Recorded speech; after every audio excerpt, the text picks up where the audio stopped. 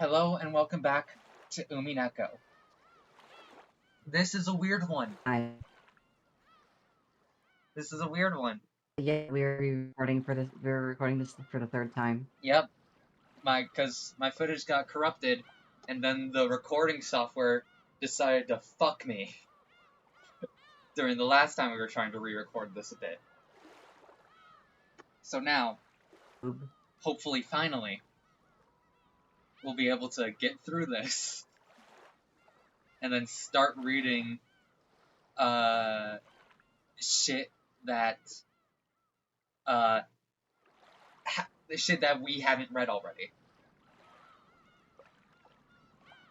Alright. So let's just jump right in and just try and plow through this. Hell yeah, let's do this shit.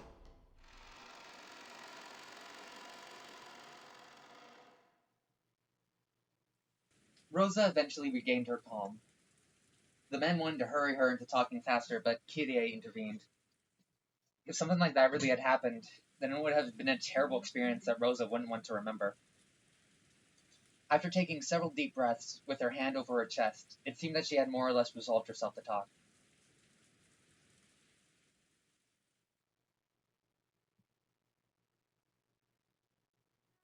How old was I then, I wonder?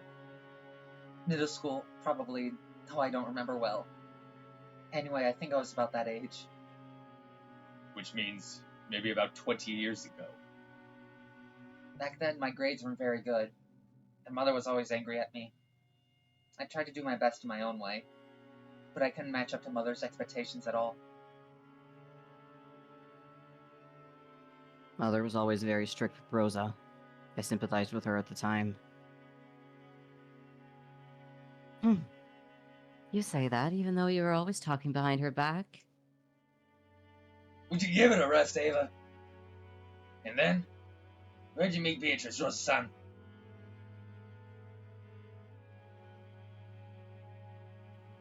Hideyoshi-san, you mustn't rush her now. It's okay, Rosa-san. Tell us at your own pace. Thank you. It was the day I'd been harshly scolded by Mother. Even though my tutor had promised to keep it a secret, apparently they told Mother all about how I complained. Mother scolded me brutally, saying my name was a disgrace to the Ushiromiya family. Of course, I was doing the best I could, but I had none cross Nissan's dignity. I couldn't get excellent grades like Eva Nissan, and I had no leadership abilities like Rudolph Nissan. I never stood out, didn't particularly excel at anything, and I found myself asking why I'd even been born into the Ushiromiya family. I began to question more and more why I'd even been born at all. I keep making this joke, but it keeps getting lost to the fucking ether. Bohemian Rhapsody in a Rosa Ushiromiya kin playlist.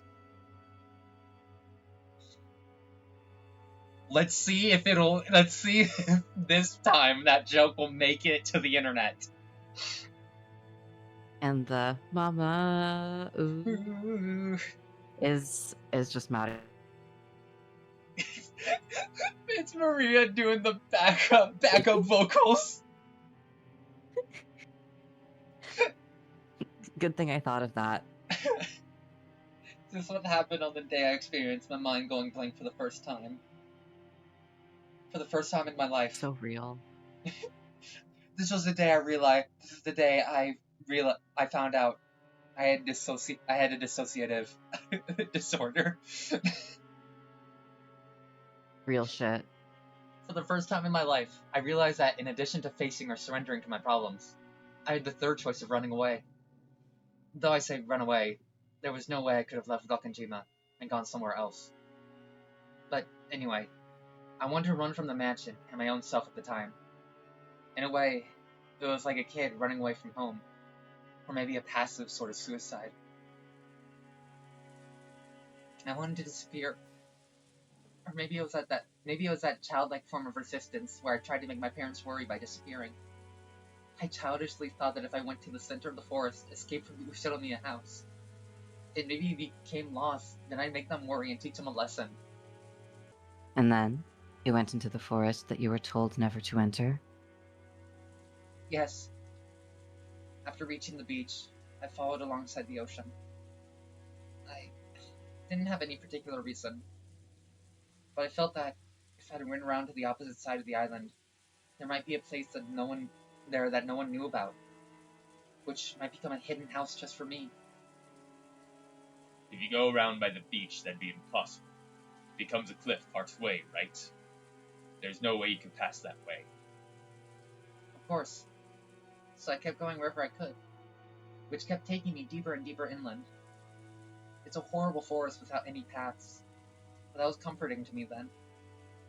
If I could make it through such a dangerous forest, then I'd be that much further away from the Ushiromia family.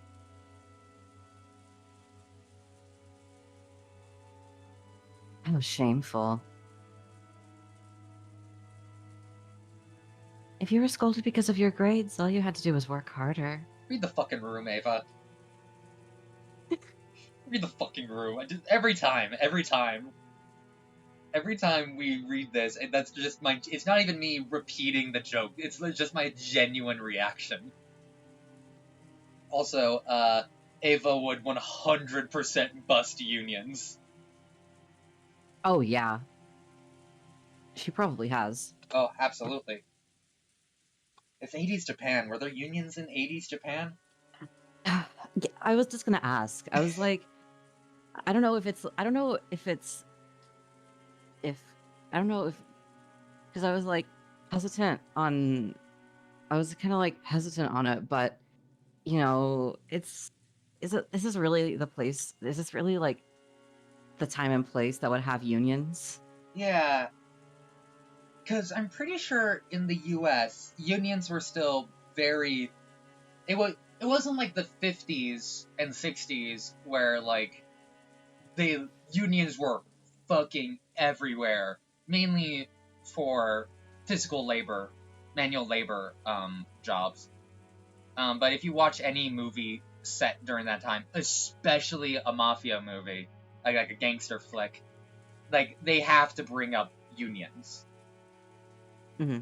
And I believe in the 80s, there were still unions, mainly for manual labor, was still very well known and popular. Nowadays, everyone's like, the idea of unions are even larger, and it's even more common to hear people of any job talk about starting a union, which, that's good. If you're not part of a union, join a union. Or start one. Or start one, or, yeah. If you're not part of a union, one union you can join, no matter what sector you're in, is Industrial Workers of the World. Sick. But yeah, that's This is an interesting tangent. Yeah, it's a good tangent. People should join unions. Yeah, it is. But I'm not sure how. Totally agree. I'm not sure how well known unions are in Japan, or like common they are in Japan, especially in the 80s. Oh yeah, they should definitely have unions there. I think that would be very beneficial. Yeah, unions should exist everywhere. And honestly, considering anything, anytime I like try to do research on Japanese society, because I just like learning about foreign societal like norms. It's just interesting to me. The first thing I see every time is, man, businessmen fucking love sleeping in the middle of the road. It's just in the middle of the street. I'm just like, okay, they should get a fucking union. They really just sleep in the middle of the road? Not in the middle of the road, but like just anywhere. Like, it's very common to just see people passed out on the side of the street in like parks or stuff. Wild. Yeah, it's either because, they're just the work culture, or they're out drinking and they drank too hard.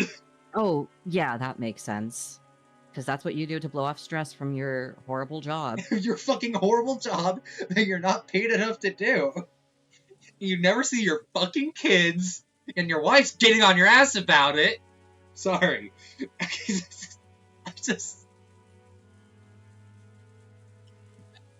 I just channeled the spirit of like a 50s office worker. Got possessed for a second. I don't know where that came from. Anyway. Clearly it came from a 50s office worker. Yeah. You mustn't say that. Doesn't Rosa have her talent as a designer instead? Literally speaking, he was covering for Rosa. But everyone knew that Rosa's company hadn't been profitable. Quit it. This is no time for sarcasm. So you managed to end up there by coincidence. At Beatrice's hidden mansion. Rosa nodded weakly. But how far did you walk? Could you show it to us on a map? Natsui-san, do you have a map of this island? No, there isn't one here now. Why? Why? It wouldn't help. I was just walking randomly. Even if you gave me a map, I wouldn't know. And 20 years have passed since then. I probably couldn't reach it again even if I went into the forest. Several people let out dejected sighs. It was vividly clear that in their haste, they thought some hint related to the witch's epitaph, or maybe even the gold itself, might be resting there. On Rokkenjima, only the land around the mansion is ready to be developed on. The rest is completely uncultivated, and it'd probably take a lot of work to survey the entire island.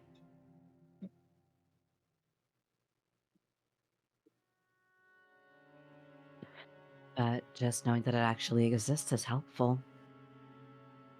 It would take some money, but if we enlisted an aerial photography company to investigate, or ask the businessmen who constructed this mansion about what happened at the time, we could probably find some way to search for it.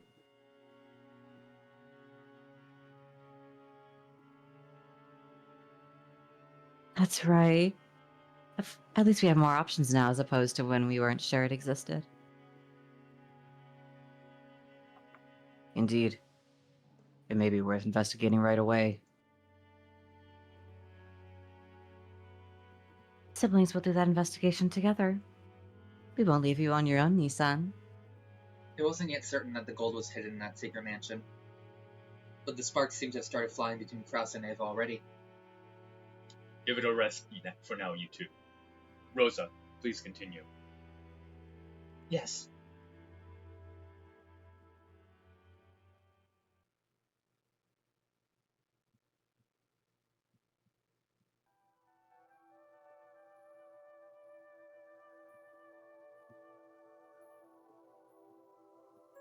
Okay, I was really confused. It just wasn't going for a long time. Blindly, randomly, I kept running on and on. Suddenly, I came across something I thought was the animal trail. I was very tired, and had no idea how far I'd walked. So at that time, I naturally took the easiest path.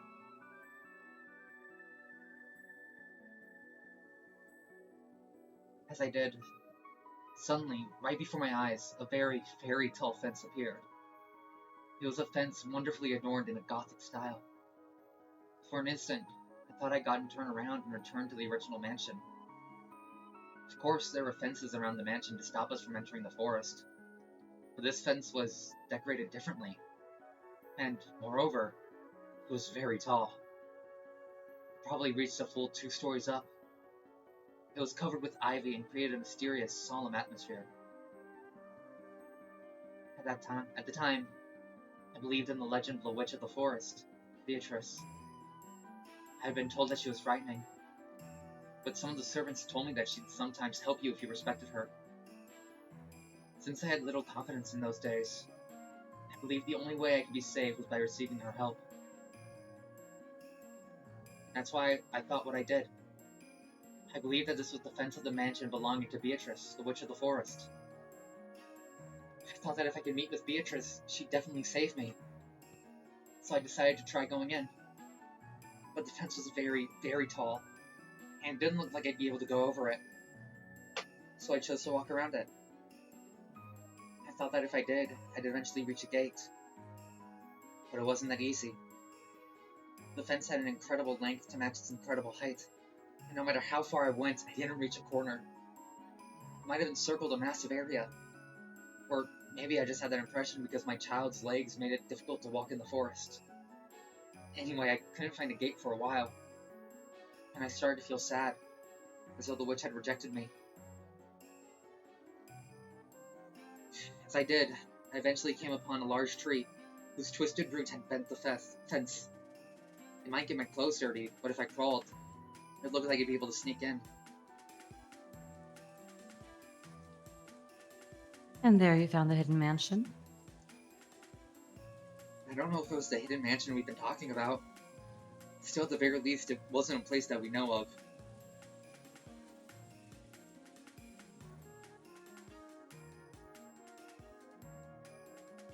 It wasn't as though I came out into a garden as soon as I passed the fence. I had to continue through a lot more uncultivated forest after that.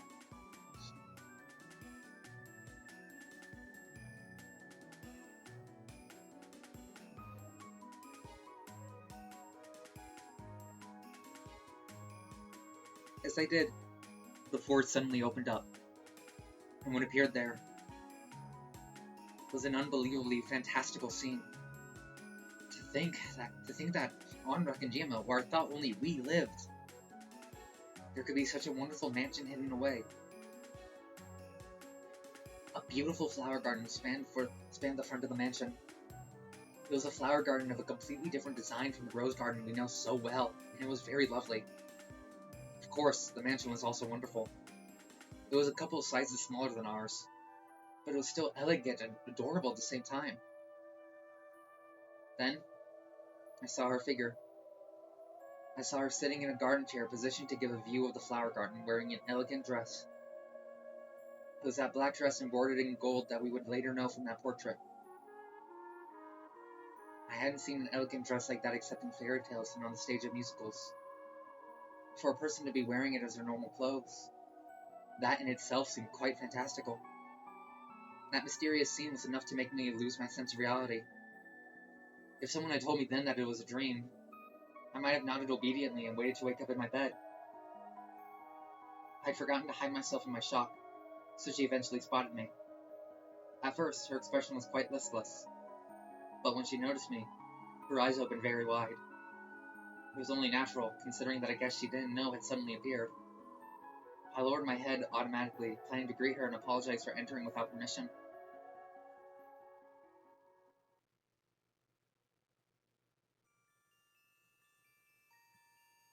Who are you? The new gardener? Those were the first words she said to me.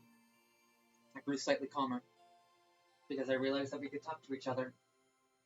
Because I hadn't been turned into a frog just by meeting her eyes, like a terrifying witch in a fairy tale. I'm sorry. I shouldn't have entered the garden without permission. Who are you? Name yourself. Hold on, I'm grabbing a blanket. It's chilly.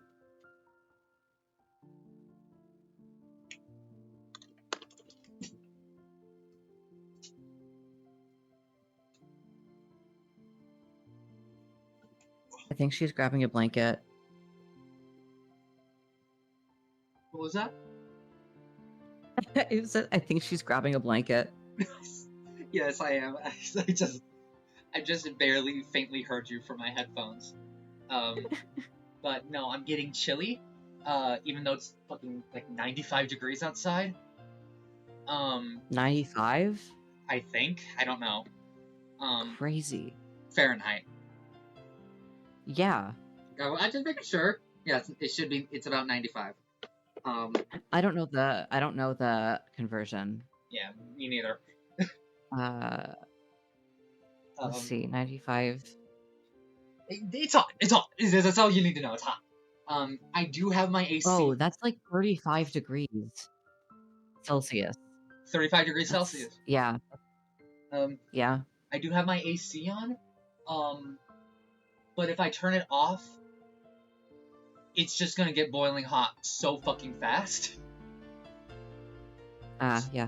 So I'm wrapped in a nice little blanket. I think of Fahrenheit as like a percentage. Yeah, of how hot it is. I know the U.S. does a lot of measurements really fucking weird, but I think Fahrenheit. I think we kind of went off with Fahrenheit. Yeah, I think Fahrenheit goes hard.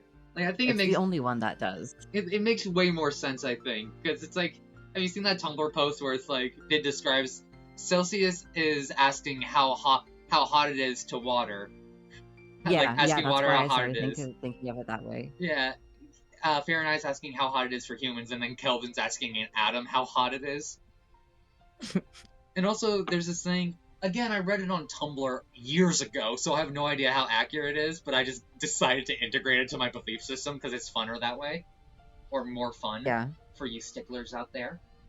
Where it's like you can calculate how much, how hot it is in Fahrenheit by like the number of cricket chirps in a minute, and then you like multiply it by something, I think.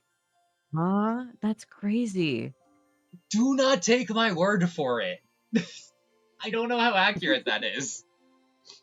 It cannot be accurate.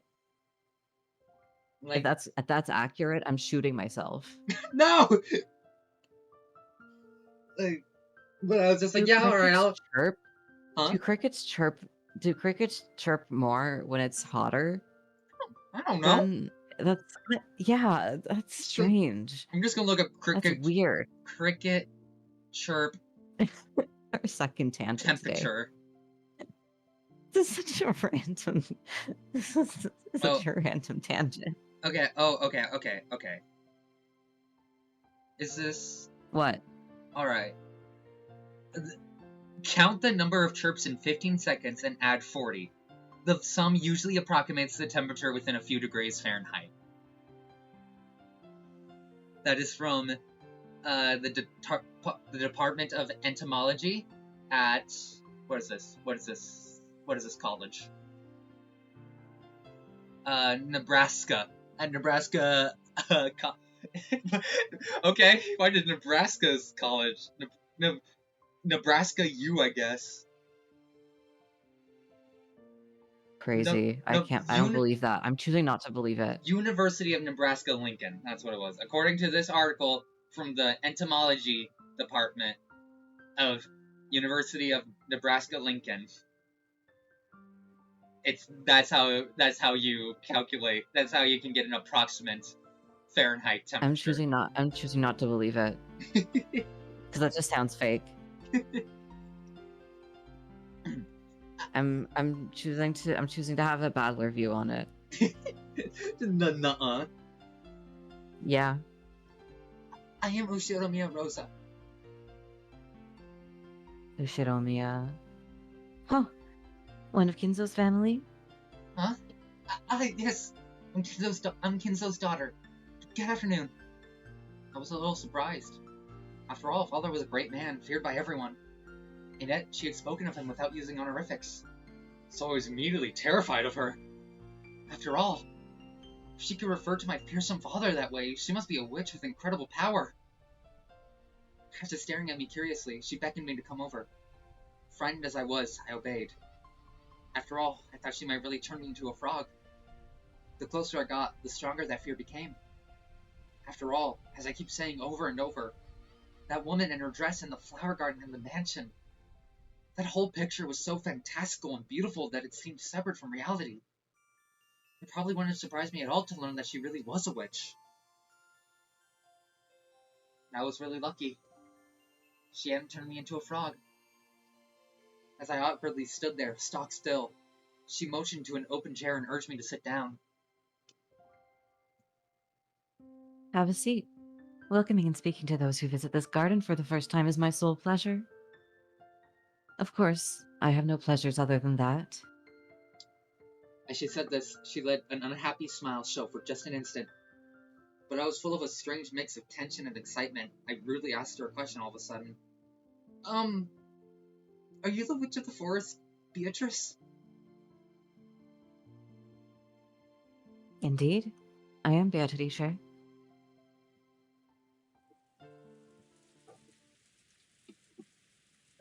as I thought, Beatrice actually existed.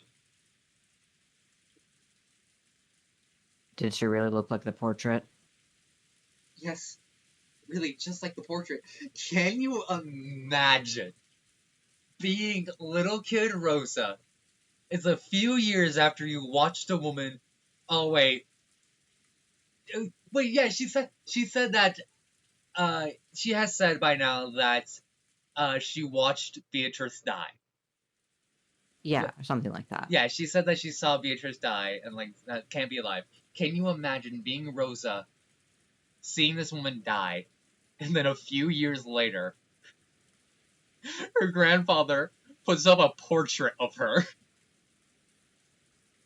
In the main hall, and also a smaller one in his room. Yeah, can you imagine?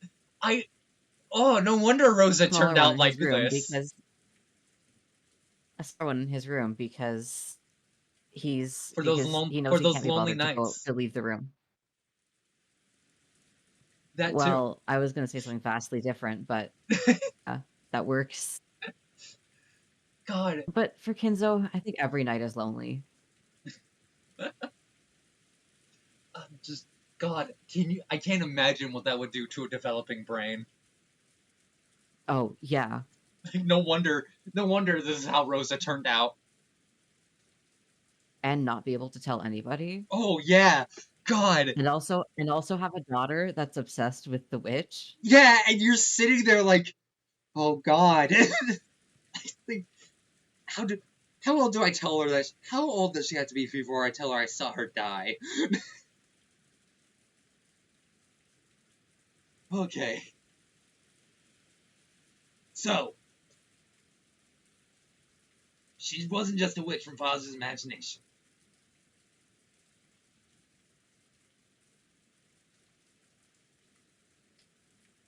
Well, did you talk with her about? Boys we liked. What the fuck do you think?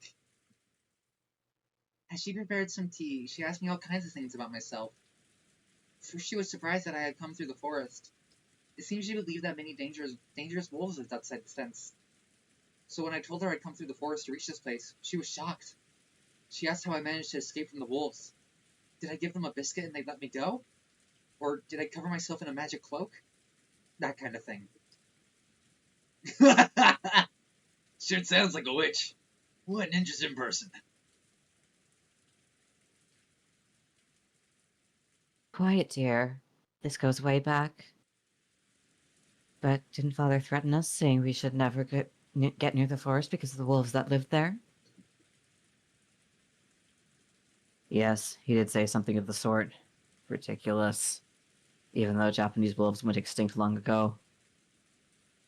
Truly a trick to fool children. I don't remember, though. Did Dad really tell us something like that? It was the Witch of the Forest, right? I don't think I've ever heard about wolves. This was when you were still in elementary school. You remember? Back then, you actually said you thought it'd be cool to try and fighting the wolves. Father immediately gave up the wolf story and changed it to the story about the witch. Suddenly, what transparent lies they were.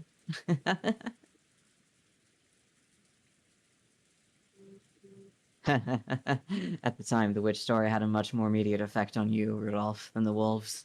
I remember it well. Don't you remember those nights when you clung to my back? Oh my god. Sorry for the other tangent. But I remember when I was editing before realizing the footage was corrupted.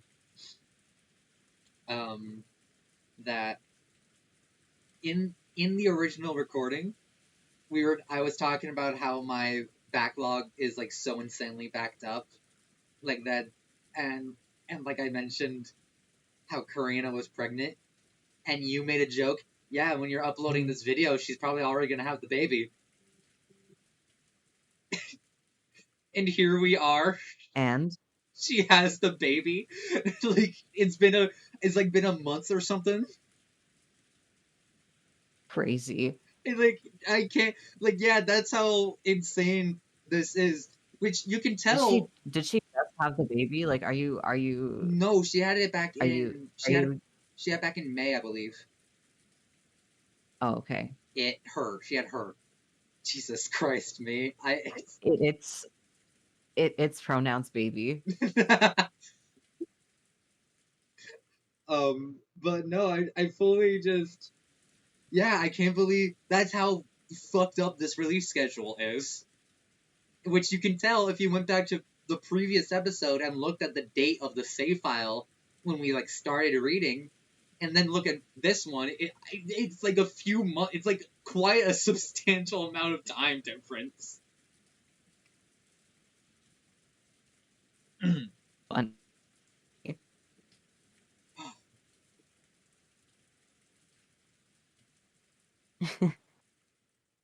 I see. So even Rudolph's son used to be that cute. Shut up. I was just a kid. And life is a nightmare. Well, at any rate, if Father's the one who shut Beatrice up in there, it makes sense that he'd use the same story about wolves. I'm glad you ignored that very stupid joke. To him, the vast forest of Rokkenjima was a wall that shouldn't be crossed, dividing his two incompatible worlds. The Ushiromiya family and his mistress's mansion.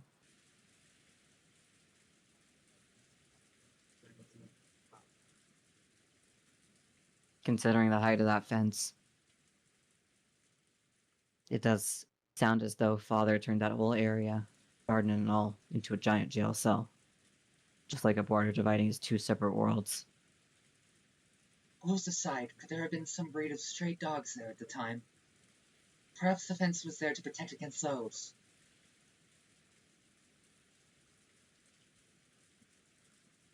Probably aren't any wolves or stray dogs on Rokkenjima.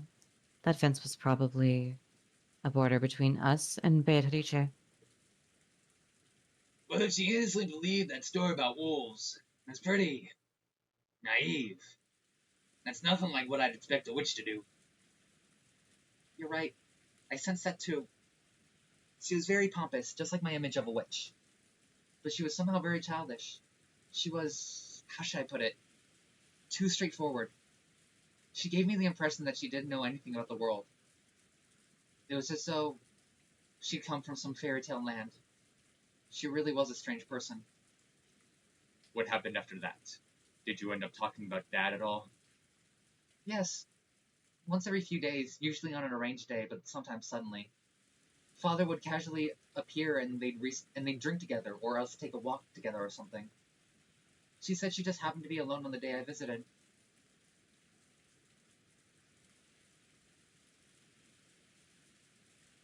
I see. Obvious mistress, you might say. My. I don't know how much younger she was, but good for Father. That's so gross. Looking back on it, It's it's like, such an that's so gross, insane especially line. considering, especially because could have been around the age of, uh, of Kraus. Yeah, like, God, such an insane line. It's like, good for you, Dad.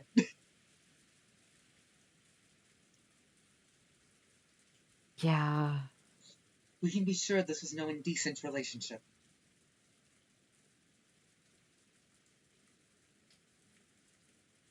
Idiot. There's no way a lover's meeting between a man and a woman wouldn't have some sensuality. What happened next? What did you talk about after that? I'd already introduced myself, so I asked about her. When I did, the atmosphere quickly grew depressing. How should I put it? She seemed to grow listless and lonely. It was that same expression I saw on her face in the beginning. Well, she was his hidden mistress after all. If she just walked around wherever she liked, Mom might have found her. I'll bet she was practically under house arrest.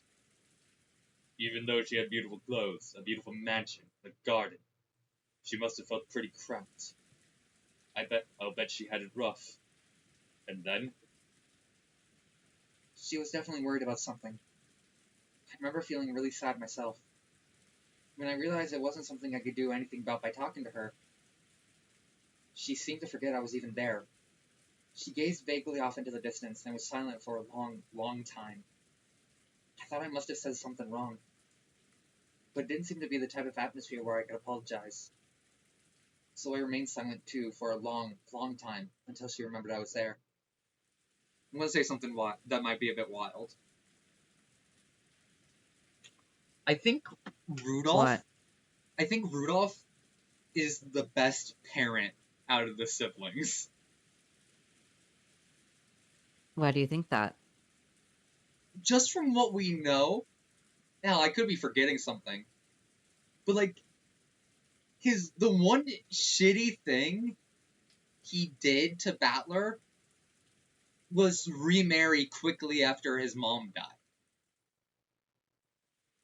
Yeah. And he didn't, and like he like fully like let him go move in with his grandparents, and like didn't like force him to Yeah. stay. Meanwhile, everyone else, there's like a lot of like, Jessica Allow just like forcing her to act a certain way. Same with George to an extent. And then, Rosa and Maria, that's an entire thing. Like, we might learn something more about Rudolph, but so far he just seems like the best parent out of the siblings.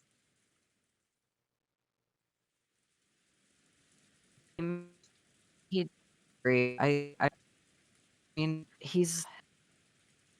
I think he treats, I think he's a little bit too jokey towards Battler, like in a bad way Yeah, that at least like at the wrong time. yeah. No, not But quite paternal with Battler. yeah. And also like I can understand why he remarried quickly because Of what we like learned. he's part of a rich family. Yeah, that too. He's well part of a rich family and Huh? he was pregnant during the wedding. Yeah, that too. Um, so, yeah, it's really, it's weird that I'm like, I gave fucking Rudolph this supervillain voice, and then after all this time, I'm like, he doesn't seem that bad of a dude.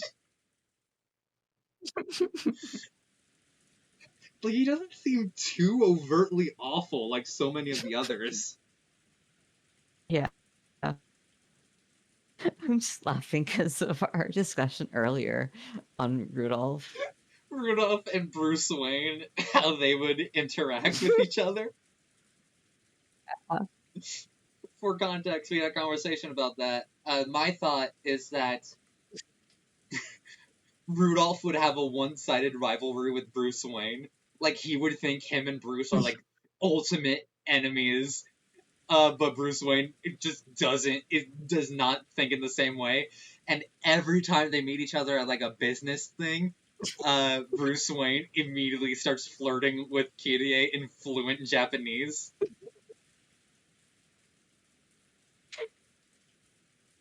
Like, I That's think also the part I'm laughing at. I can't remember what I said to that, but I said something interesting to that. that you said that you'd think Bruce and Kirie would be best friends. I think they'd get. Yeah, I was talking about how they'd get along. Yeah, they would. I think they would.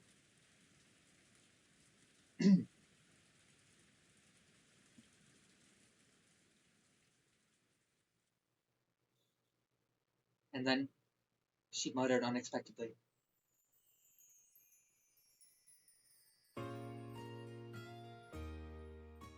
Are there really no wolves beyond the fence? "Huh? Yes, that's right.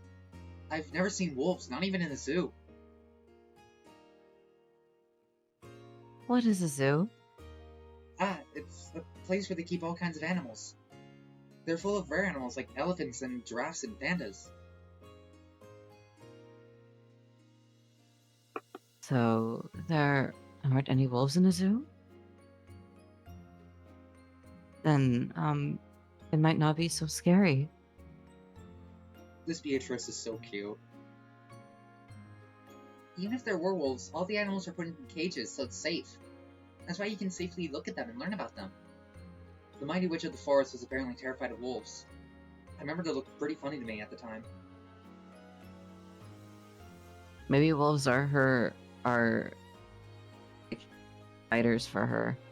like how spiders are like anti-magic. Yeah. Wolves are anti-Beatrice. Wolves are also anti-magic. New lore drop. No, I like the idea that wolves are like actually really like they really mesh well with magic. But every time Beatrice has seen a wolf, the wolf is just like, I'm gonna beat the shit out of her.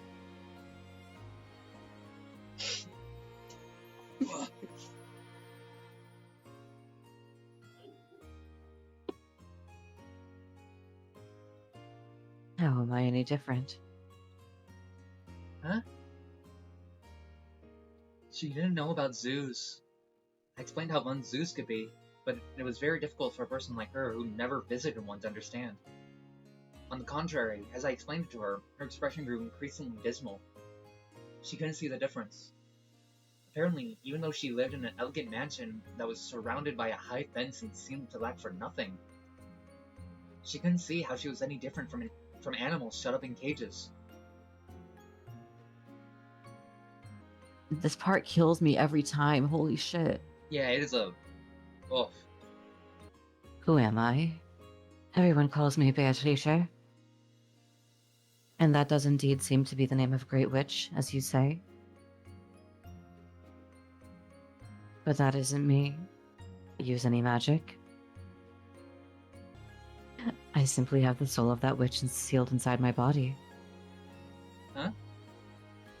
There was definitely something odd about her. Beyond just being cut off from the world. It seems she truly believed that magic exists. I think she talked about how lots of weird things, but I don't remember the details.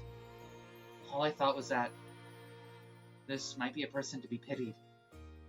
She was unable to leave this mansion of her own free will, a prisoner without even realizing it.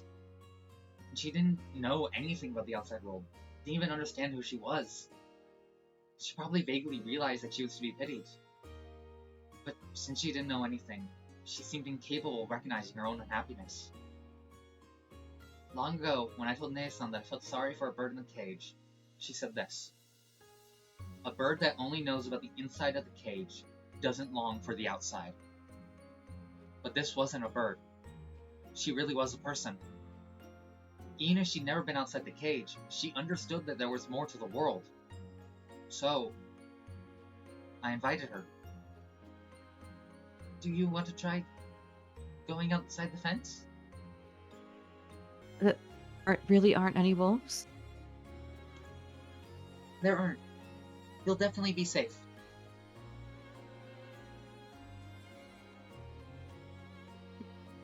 I want to leave, but the gate is always closed.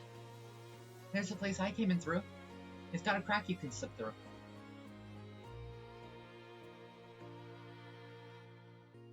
If we go through there, will there be a world outside? Yes.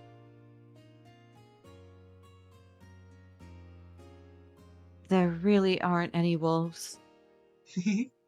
Right, there aren't any. I'd only planned on inviting her to go on a short walk, but she kept looking over her shoulder at the mansion, as though she was seriously worrying over the decision. Then, I learned what she was preparing herself for. I have had enough of this place. I want to go outside. I want to know who I am, what's happening in this world, and why I was born. I didn't know what her life had been like before then. It's probably something she couldn't express easily. If it was harsh, she just had to say she wanted to escape. If it was sweet, she just had to say she'd stay. For example, maybe it was like how a hot fireplace on a winter day makes the air get thicker and thicker, giving you a headache. Even though you know you shouldn't keep things the way they are, you still need courage to open the window and be tormented by the cold wind. She was starting to realize that she couldn't stay there forever. She was starting to realize that she had to go outside someday. But since she didn't know about the outside world, she must have needed courage to take that unspeakable first step outside. And despite that, she made her decision. She'd voiced her decision to go outside, a decision she was probably making for the first time in her life. I hesitated for a moment. Father had decided that she should live here. She was like Father's beloved bird in the cage. If I just let her escape, Father might scold me harshly.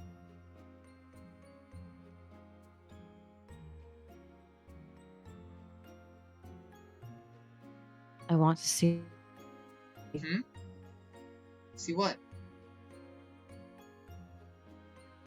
I want to see the zoo. Ah. I was just a little surprised when she finally gave me a gentle smile.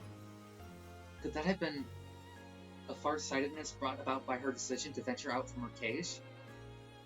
It was a smile so gentle, I couldn't imagine that it had come from that once dark face.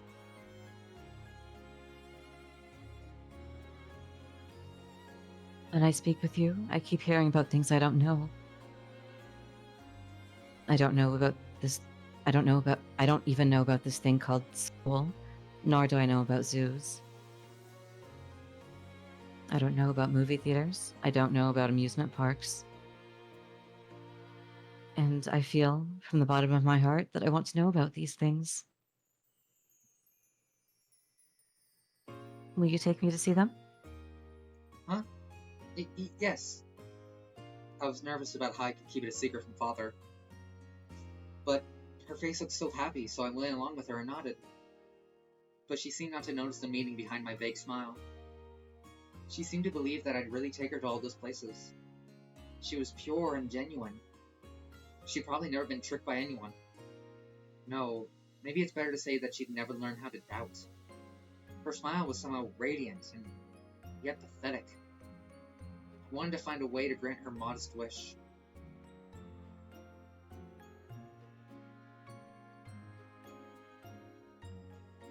I have had enough of Beatrice. I want to know who I am. I want to start out as a new human, not Beatrice. So, I want you to take me away from here. I don't need tea anymore. I don't need this dress. I won't meet with Kinzo again. Please, take me from here. Rosa? However, that responsibility was one that a child like me couldn't hope to fully bear. Still, when I saw her serious gaze, along with that brilliant smile that made it look as though possessing spirit had left her, I could feel a little courage start to rise up inside me. This was definitely something that would get me into a lot of trouble, and yet, it was definitely the right thing to do. I don't know how it'll turn out, but I'll take her away from here. Of course, I won't be able to talk to Father, and not Mother either. Should I talk to Oni-sama or Ne-sama? No, what about that reliable Genji-san? Or, that's right, what about Kumasawa-san, to whom I can always talk when I'm in trouble? Kumasawa, I found a woman in the forest, can I keep her? I'm sure they'll be able to do something. Anyway, for now I'll take her out of here. This was already a place she didn't want to be. So I took her to the crack in the fence and led her outside. She was all nervous, checking to make sure there were no wolves around. But once that fear disappeared, even just walking around this dense forest seemed to be fun somehow.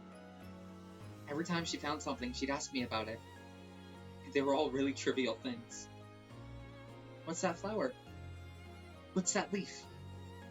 And that sound? And that smell? It really was like the inside of that fence had been her entire world. So now that she traveled beyond the limits of her world, it's strange. When I first saw her, I really thought she was the witch herself, relaxing inside the witch's mansion. But now it was different. Or actually, the complete opposite. She had left a world she believed to be finite, and was overjoyed at the realization that the world was endless, something she'd never thought of before. So everything she saw was new. It was almost as though she was the one who had been thrown into a fairy tale.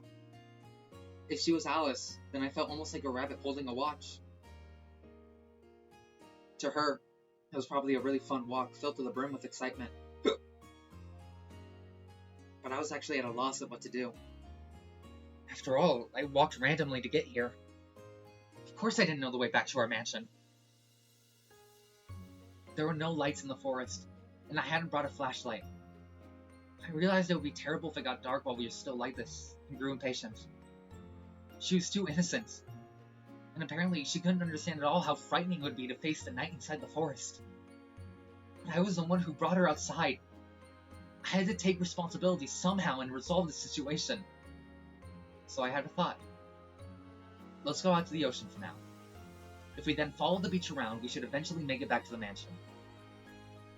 However, that was much more of a problem than I'd imagined. I didn't have a map or a compass. There was no way I could walk in a straight line through an uncultivated forest, and I immediately lost my sense of direction. I already had no clue which trail I had come by, and was completely lost. At this rate, I would definitely fall before I had a clue where to walk. But this was no time to cry. After all, that woman following behind me was so innocent and having so much fun. So I definitely had to lead the way through this forest, for the sake of her smile as well. Gritting my teeth so that she didn't see me looking troubled, I pushed my way through the woods, advancing down a path that wasn't a path. Then, after going through various troubles, I fortunately managed to reach the ocean. At that time, I still didn't even have a clue where I was on the island. But for the time being, I was just a little reassured, realizing that if I just went around this way, I would surely be able to return to the mansion. However, though I had reached the ocean, we were at the top of a rock cliff. The beach was far below us. I was tired from walking around the forest for so long, so I figured that an open area, even a rocky beach, would probably be much easier to walk in. So I suggested that we go down that rocky cliff somehow. It looked pretty dangerous, but I figured there was no other way. However, Beatrice agreed to my plan without any doubts. Even though she was probably older than me, she meekly obeyed, almost as though she were some kind of chick who thought I was her mother. I searched to see if there was some part of the cliff I'll be able to get down. Then, I found a place where the cliff had fallen over and made a slope. It looked a little dangerous, but if I went down using both hands and both legs like I was crawling, I thought it'd probably be okay. Let's go down here. It'll be dangerous if we aren't careful, but if we go down to the beach and walk along it, I don't think we'll have to worry about being lost anymore. Indeed. If that's what you're doing, I'll go too. Even getting lost is fun for me. Quite amusing. She really had no sense of danger. There was probably no doubt that she'd lived a life without discomfort, even though she knew it would get dark when night fell. She couldn't imagine how dangerous the inside of a forest could be without a light. Furthermore, it seemed that she couldn't grasp at all how dangerous it might be if she fell from the cliff. I warned her repeatedly to be careful. I cautiously examined our potential route down. It seemed to be quite a long drop. I think it might have been about 10 meters down. If you looked at it from the bottom up, it would probably have looked shorter than the roof of a mansion. But looking from the top, it felt almost like staring down from the observation room on Tokyo Tower. But Beatrice still appeared to be completely without fear. I felt as though she had never even been taught that high places were dangerous. No, maybe she believed that she was a witch, and that she could fly, so there wasn't any need to worry. Please be careful. We're pretty high up.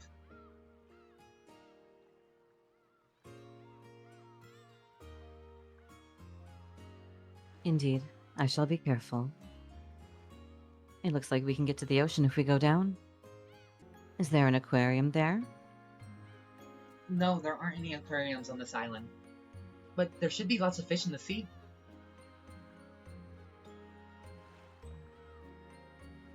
I see. So there are fish. Are there, whales and dolphins and penguins like you talked about?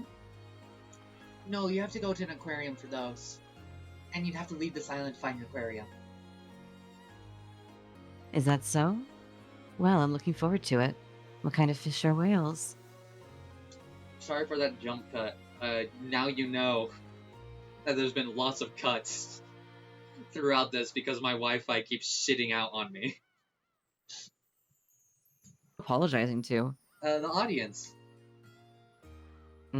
I thought you were gonna cut out all that stuff. Yeah, I was going to. But now it's very clearly there's gonna be a cut because the text changes color. Oh.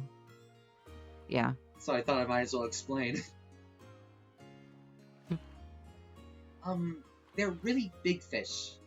Huh. Aren't they mammals? And they spit seawater into the air. Oh. And dolphins? They're really smart fish, and... Oh, weren't they also mammals? They're really smart and can be taught tricks and stuff. It's funny that she doesn't bring up sharks, because those are actually fish. Yeah.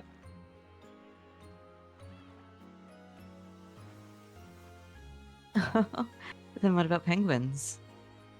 Weren't they birds?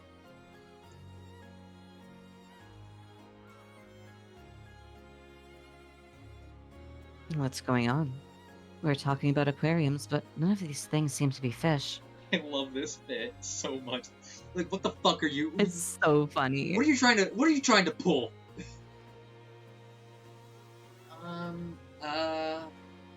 Well, there aren't just fish. It's full of all kinds of things that live in the ocean.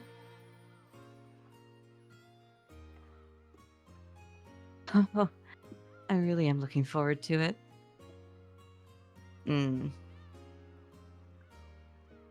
Wow. Wow. Yeah. I love that it's so Big clearly. choices. I love that it's so clearly you're trying not to bother anyone else in the house.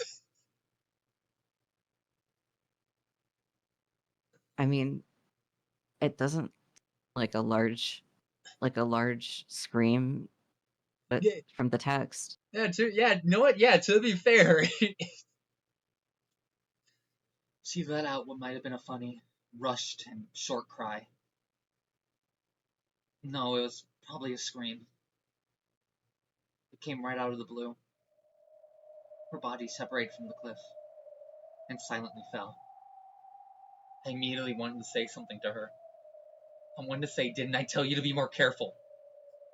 It was the thought of a child. It was how a child immediately gets mad when something bad happens, trying to find an excuse to show that it wasn't their fault. Of course, I said it out loud. Are you okay? Didn't I warn you over and over?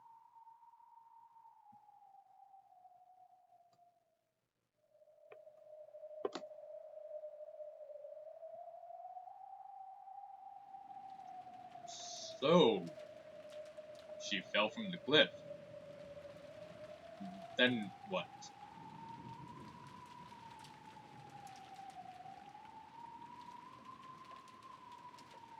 What happened to her, Rosa? Rosa fell silent.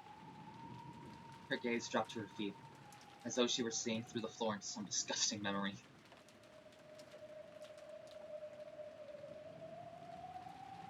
She died, didn't she? Ava's brutal words were the ones Rosa had most wanted to avoid. And when she was hit with them, she screamed in resignation. Yes! She died! It was a rocky beach with lots of sharp, dangerous rocks exposed. Her eyes were still open and an incredible amount of blood kept pouring out, quickly spitting out until it looked like a red carpet. I spoke to her, shook her, but she refused to respond, not even a blink. No, she wouldn't even close her eyelids. It was my fault. She was wearing a dress, remember? Even though I knew her outfit was difficult to move in, I said we should go down the cliff. She was incredibly innocent, so she obeyed what I said without any doubts.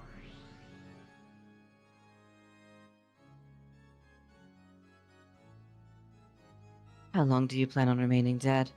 Open your eyes already. Darn you, turning into a lump of meat all by yourself while I'm gone.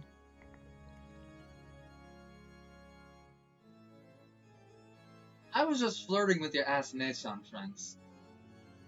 More importantly, what the fuck's going on here? Well, as you can see, I missed my footing, fell down, and died. What the hell? Even though you showed up as the 19th person? You were already dead? Don't mess with me, that's impossible! Aunt Rosa was a kid and she was panicked. And it's not like a doctor was there. She probably just mistakenly thought you were dead and you were probably, alive and pretending to be dead or something. Isn't that right? It can't be true. She's got to be alive.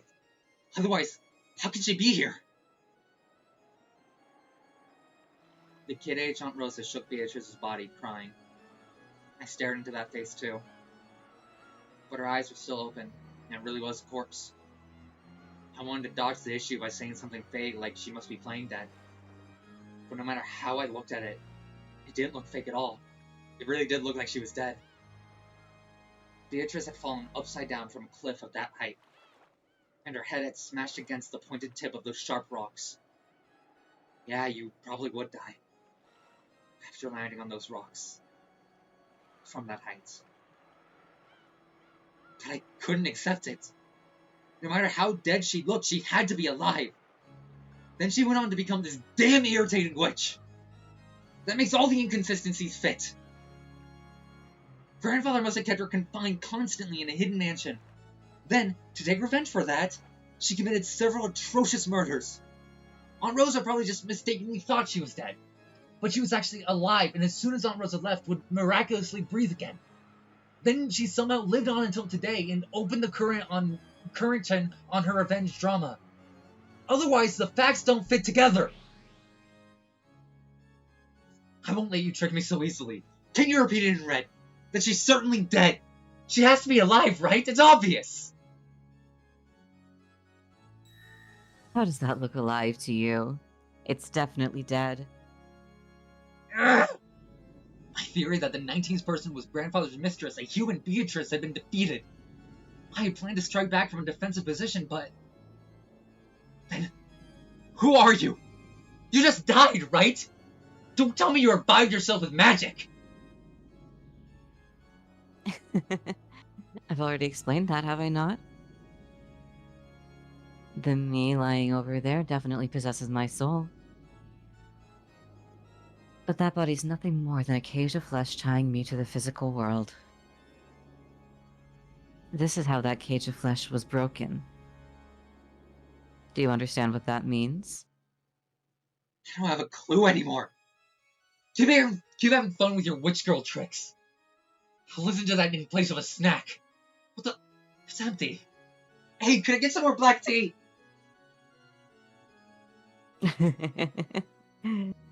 Ronove, our guest would like some tea. When Beato clapped her hands, Ronove appeared. Others sure are convenient. A refill, you say? Certainly. How much shall I pour you? Well, I've got more than enough snacks. Half will be fine. Even so, filling it to the brim is the English custom. Even though just enough to wet my throat would have been fine, he filled it to the top. I turned my back to Beato, sipping it in silence. English? What? Is Ronove English? Like, oh no, he really is a demon. Hey, open your eyes! Beatrice! Rosa shook me. No, shook the course that had once been me. I watched over her from a short distance away. Ah, so I fell from there and died. For a while, I believed that was true. I saw Rosa spend a long time beside my corpse, then watched her as she ran away. Eventually, I realized that I was a different individual. From that corpse.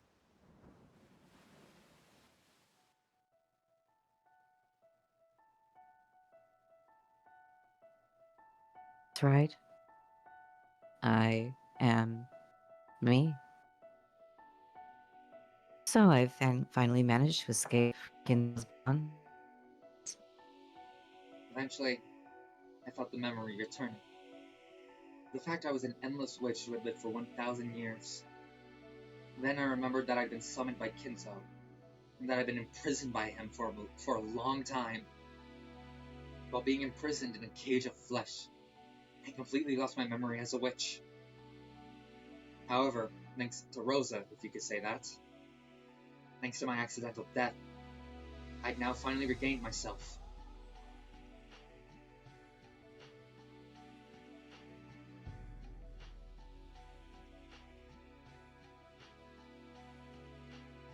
Rosa, you probably regret bringing about my death, but I should be thanking you.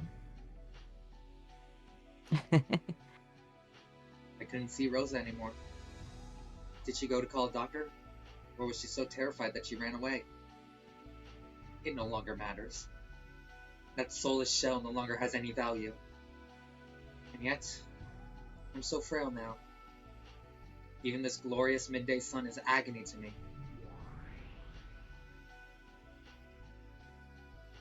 I destroyed my human form. Then I changed it into several gold butterflies. Yes, with my magical power as frail as it is now, this form is easier to maintain. To escape even a little from the light of the sun, I rode the wind and gently flew up the side of the cliff. It'll probably be a bit cooler in the forest. Anyway, I'll take some time to recuperate and regain my former power, as I ponder how to make Kinzo pay up all he owes me. Dancing alone through the air, I looked down at the shore one more time. On the rocky shore lay the figure of what had once been me, the figure I would eventually regain. To regain the form of that physical body I'd thrown away, it would probably take more than 100, 200 days. And it might require 1,000 days, or perhaps even more. However, I am the Endless Witch, the Golden Witch who has lived for 1,000 years. Waiting any countable number of days would be no problem. Oh, Kinzo, regret that you are not here now. No longer will you be able to capture me.